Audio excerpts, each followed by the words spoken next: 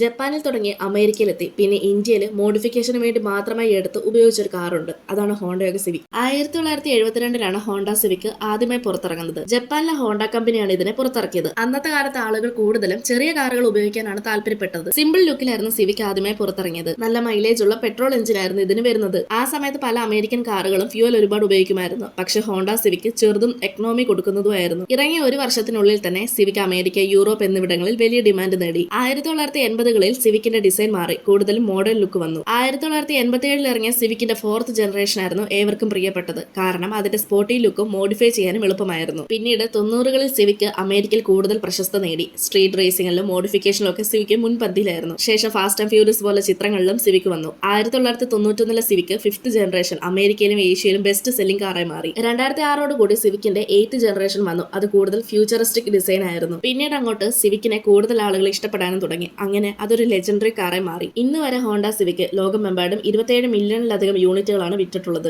ജപ്പാനിൽ ജനിച്ച സിവിക് ഇന്ന് അമേരിക്കയിൽ നിന്ന് ഇന്ത്യ വരെ എത്തിയിരിക്കുകയാണ്. നിങ്ങൾക്ക് ഹോണ്ടയിൽ ഏറ്റവും ഇഷ്ടമുള്ള കാർ ഏതാണെന്ന് കമന്റ് ചെയ്യൂ. ഇതുപോലെയുള്ള കൂടുതൽ വീഡിയോസ് കാണാനായി ചാനൽ സബ്സ്ക്രൈബ് ചെയ്യാനും ഇൻസ്റ്റഗ്രാമിൽ ഫോളോ ചെയ്യാനും മറക്കല്ല്.